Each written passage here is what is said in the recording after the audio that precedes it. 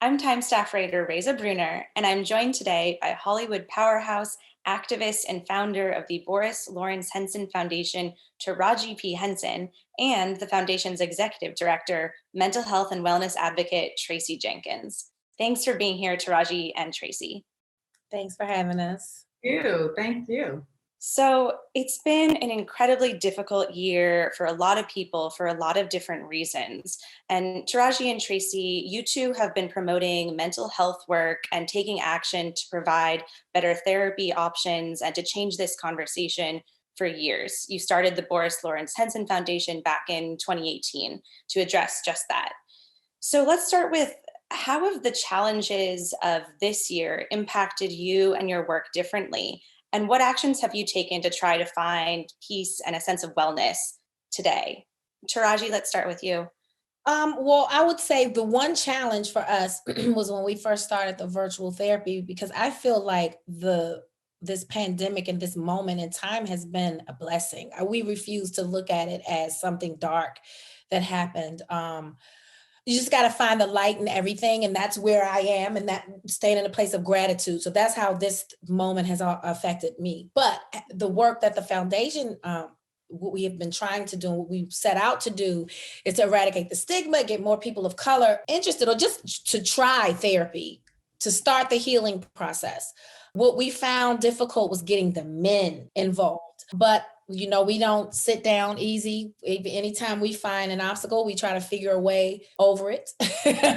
And so when we branched off and decided to separate and say, men, this is just for men of color, then the outpour was astounding, and it was what we were looking for. So those were the two: personal challenges and professional. And what about you, Tracie? Personal and professional challenges this year?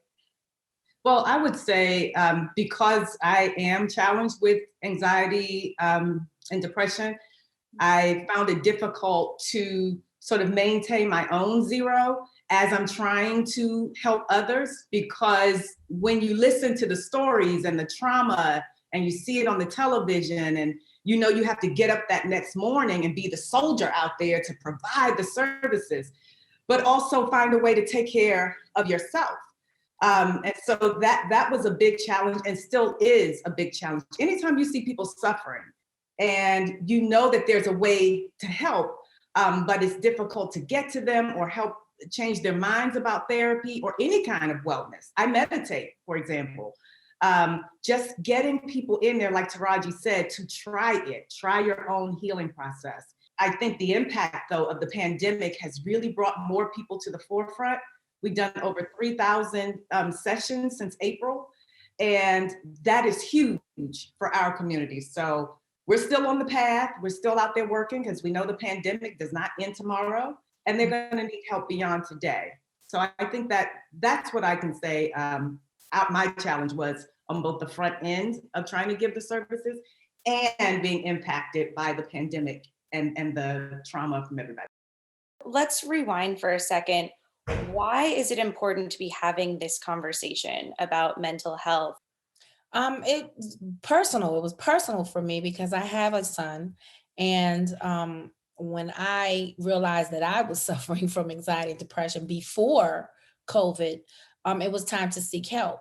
And because my father suffered openly and he got his help, that I wasn't afraid to say that I needed help and to look for help. But when it came time to look for help, there was when I kept hitting a wall, because it's not that I couldn't find a therapist, but I couldn't find one culturally competent, one that looked like me, one that looked like they understood my struggle and my son's struggle, for that matter. And so I called Tracie, my best friend, who I've watched her struggle with anxiety for as long as I've known her.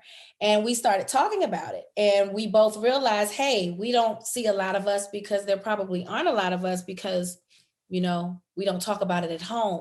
And then that just opened Pandora's box for us. And we wanted to get to the bottom of it. And again, we're empaths. And when people suffer, we suffer. Like, it's no fun if my friends can't have none. You know what I mean? Like, if I have peace, I don't want to be the only one in peace or healed, or, I got over my trauma, but my friends are still traumatized. Like, that's not even functioning. That's not a functional circle, you know? So that's when we went to work and we just started talking, and my little sister worked in rehabilitation for years for addicts, and with her help and my best friend here and my assistant Sante, we came up with this idea, and then I decided, let's name it after my dad, and everybody jumped on board, and it just took off from there. Yeah, and if you're Black in America, you're Black anywhere, really. Yeah. You're feeling this, you know, and you're feeling this more than most groups.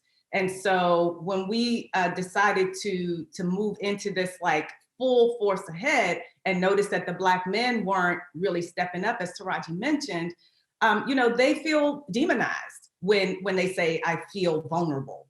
And so as Taraji always says, your vulnerability is your strength. And so trying to push that messaging on them, because they care about what women think. And if we're telling them that your vulnerability is beautiful, if your vulnerability, you know, keeps me up at night, you know, and makes me want to hold you even closer, I think that too, coming from women, helps them to let down those guards. So the two of you are launching a new Facebook Watch show, which is really all about this, all about having these conversations. What are you hoping to learn and to share from that experience and from these episodes coming up? Well, what's amazing about this process is, you know, both Taraji and I are getting some vicarious therapy as we go. So we find ourselves sitting in the chair just as much as the next person, getting that advice and digging in and, you know, bringing up topics that are relevant to us because we know it's relevant to most. So for me, that has been the real treat. I get to go to therapy every single day. That works for me. And then so does, you know, millions of others who will take the journey with us. Yeah. And for me, it just makes me feel good to be able to have a platform where I can destigmatize therapy because we talk about it so openly. They get to see us every time they watch an episode be just as normal because we laugh, we cry. And that's what therapy is being okay with not being okay. It's being in a safe place, being in a place where you feel safe to share. And sometimes just saying it is like therapy. Hello. And so that's what we're trying to show people, that that's all therapy is. It's not some big dark monster, you know, that to be made fun of. It's just you taking care of yourself. And sometimes taking care of yourself is sitting on the sofa, just talking about whatever's bothering you, laughing about it, crying about it, because you got to get it outside of yourself. And we just want to make that look normal. And that's what I'm hoping people see. That's literally how I talk to my therapist. I be like, girl, I be 2 seconds from a glass of wine. Child, let me tell you what happened this week. And that's literally how your relationship should be with your therapist. If you're not going, woo, I can't wait to call my therapist, then chances are you don't have the right match. And I think it's also nice for them to see our friendship within this and how we relate to each other and how we're there for each other and how we know, you know, to give space to one another. So they're really seeing it unfold in real time, what it looks like to be a support to your folk, you know. So I think that's useful too. I know that for me, friendship has been one of the things that's really gotten me through this time. What other things have helped you be more resilient or to come back from disappointments in the past year? Acceptance for me, because once you accept it, what can you do? You can either grow from it, learn from it, stay mad at it, but the real growth is in acceptance, whatever it is. Because a lot of things I can control, but there are most things I can't. What I can control is me in it, whatever it is. So acceptance for me, because I think that's everybody's lesson in this whole thing, right? Because what can we do? This whole pandemic, if you haven't learned acceptance, got a hard road ahead of you. And present to the moment, as opposed to living, you know, in the past or what's going to happen next. Just staying present and grateful for what you have. And I've learned to really dig deep into that. I actually went in and got my license to become a meditation teacher to teach myself, you know, and then to be able to share that with others. And living in the present moment has really kept my anxiety and depression at bay, because when she creeps up, I go, boo, you talk about something that's happening 10 minutes from now. We right here smelling the flowers and enjoying the coffee or whatever I'm doing. So I've learned how to find my zero and stay there, you know. Yeah. I buy things like this to remind me. I have to put it up on the wall. I have to put it up on the wall. Daily I buy things like this to remind me. You know, I buy, you know, whatever it takes, stuff like this. Even this one, as goofy as this is, you know, but I'm known for my eyes. Yeah. Yeah. You know, and just little things like that that'll remind me I'm here, I'm now, and everything's okay. I'm COVID free. I woke up this morning, acceptance. My family's good. You know, things are bad out here. People can't eat. You know what? I'm gonna go help my chef plate food for Thanksgiving. You know, and let's feed the community. Every day I wake up, let me just try and do some part to make somebody's life better. You know why? Because it makes me feel good. Yes. Yeah. Yes. What are the biggest challenges you found in making these resources available? People don't have money to pay for therapy. That is a luxury, and it should not be, especially for people of color. The insurance, you're waiting for the thing to kick in to get the permission to get it. By then you ready to, you know, do something horrible to yourself, and it could be too late. So for us, we've had to look at that and say, okay, now there are millions who need these services. And what we're gonna do is raise enough money to at least make a dent in that, so that those who really need it and really need it right now, not when the insurance company approves it or pays the bill or whatever, then that's what we're going to do. So that's been the biggest challenge is we can't serve every single person. So looking for those partners and those general folk who will support the campaigns that we do around free therapy. And we don't just do therapy in the general public. We serve the urban school systems, bringing in more counselors and psychologists into these schools that don't have any support. We also train for cultural competency, both in the workplace and for those providers. So it's a lot that we do. However, because the pandemic has crashed in, we focused on making sure we get immediate therapy to those who need it most. And also pushing legislature so that people shouldn't have to pay for therapy. Yeah. And also therapy should not be a crime. Mental health should not be a crime. People with mental illnesses do not belong in prison. Things get worse in prison. They need to be treated. It's a disease. It's something that you can work with it, but it needs medicine. It needs a doctor.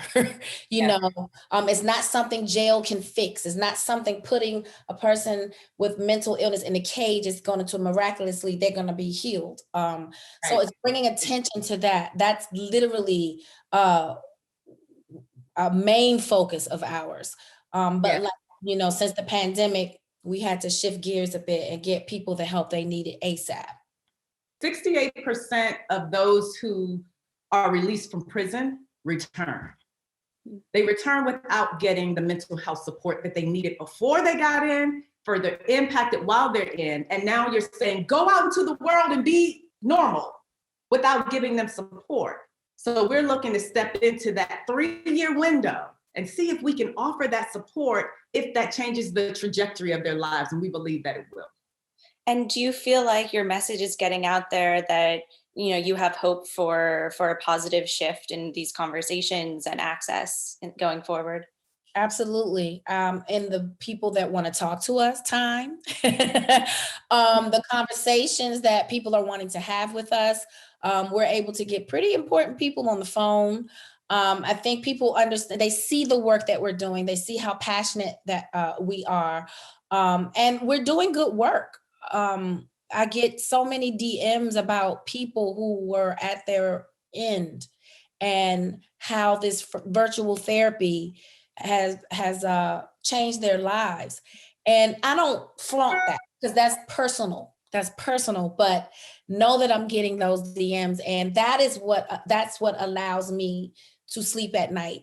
And when I pray to my God, I go, thank you, I'm doing your work. Thank you for continuing to use me. I can sleep tonight because you are using me in this talent and all this wealth and all the things that you've blessed me with. I'm being a blessing because I know that's what you will want me to do. And that's why I'm able to sleep at night. And for the many years that we both have endured, anxiety and depression, and we've gone through some serious moments. And still going through it. Now, don't think it's over and we're just like, hey, side of it. It's an everyday struggle. So I don't want you to go ahead, Tracie. I'm sorry. Get that wrong. I don't want you to think that we found out the end, the happy ending. No, it's an everyday struggle. That's why I'm so excited about the show, because I get to do that thing every day. But it's when you're moving through something that's tragic or something that you suffer through, it's hard for you to see that your life is being used as a testimony. And so when you get there and God reveals purpose to you and says all of that crying and all of that loneliness and all of that scary stuff that you went through was to save the lives of millions, I couldn't ask for a better gift. So that's what helps me sleep at night, knowing that my suffering is not in vain. Taraji, Tracie, thank you so much for joining us for TIME100 Talks and sharing your work. Thank you for being interested in our work. Thank you so much, and allowing us this platform. See, humans, we need each other. Thank you. Thank you so much. So much.